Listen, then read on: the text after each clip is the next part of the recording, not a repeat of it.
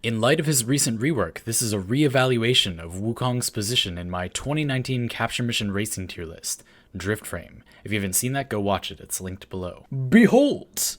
After his rework, Wukong is really fast and functionally unkillable in the context of races, so he's gone from way down at the bottom of F tier all the way up to A tier.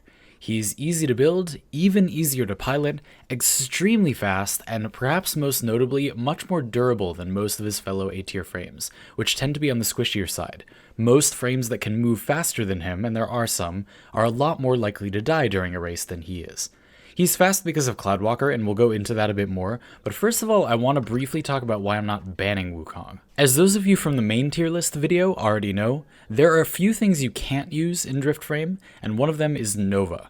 She's banned in DriftFrame because she's not reasonably beatable. She doesn't leave enough room for skill to be the determining factor in a race if you aren't playing her.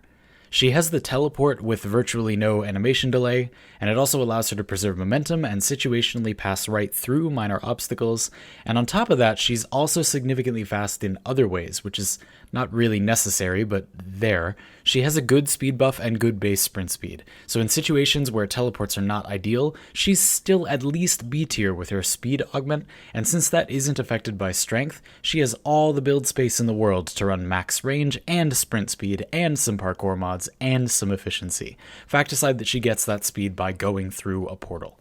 That's just not on the same level as her other competition, and speedrunners that joined in on our earliest races prove that a Nova with a skilled pilot really cannot be beat.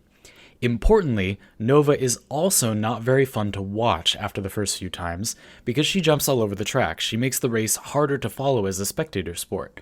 Since most DriftFrame play serves more spectators than participants, that is a more minor but still important factor in any banning or balancing decisions, and we'll get back to it regarding Wukong. But contrasting Nova, Wukong is fast but beatable. He doesn't accelerate much, so on straights, most higher tier sprinting frames can surpass his speed, and obviously teleporters can sometimes go faster if they have a good line of sight. Cloudwalker is also quite weak for capturing the target and getting that first of 2 points, since you can't attack on your approach. Sprinters and teleporters can swoop in guns blazing or attack from afar, and are often able to capture the target the moment they get to it, but Wukong is much worse at that, perhaps the very worst of all decent racing frames.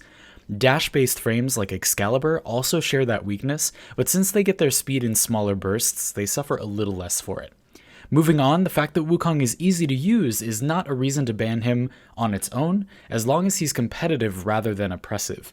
If an option that's easy to play is better than options that take skill, that would be an issue because it would punish effort.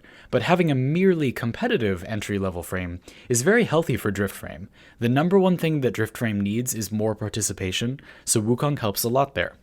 Having said all of that, I think the best argument against allowing Wukong is that flying through a race may be a lot less entertaining than running through it, or not. I mean, you decide. There you go. But we'll have to see. As by far the most significant source of DriftFrame footage, I could simply avoid using Wukong myself and fix most of the problem that way instead of banning him. And if I had to trade slightly less visual interest for more participation by allowing an easier competitive racing frame in the format, I'd do it. So I'm doing it, and Wukong is going to be allowed for now. Right, the build is pretty straightforward. The most important thing is max duration, since very little else affects Cloudwalker. And Natural Talent is also important since you'll basically be spamming it throughout the race. Natural Talent is also important because when you deactivate Cloudwalker, you cannot immediately activate it again, and that's actually what Natural Talent is making faster. So when you deactivate it, you briefly fall. I'm going to spam it as fast as I can. You see there's a moment where you fall down. That moment is longer without Natural Talent.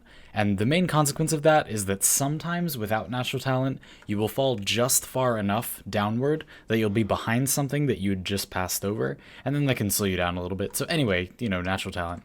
After that, I'd say you want a little bit of efficiency, but with this build, you can cast 10 Cloudwalkers on a full tank of gas, and since they last 6 seconds each, that covers you for 1 minute of racing, which is usually just barely shorter than the average race's duration. That means it's usually enough, and you also have fair sprint speed in a pinch.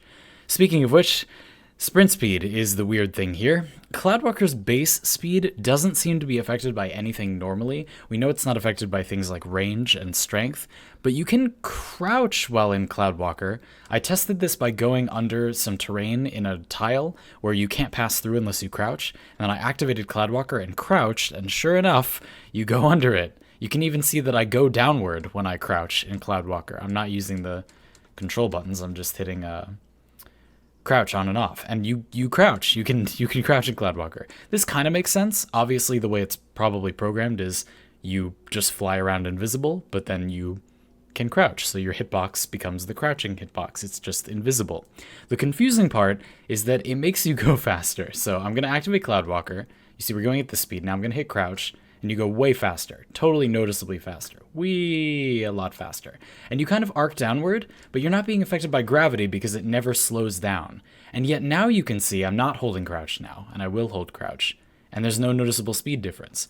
What's going on?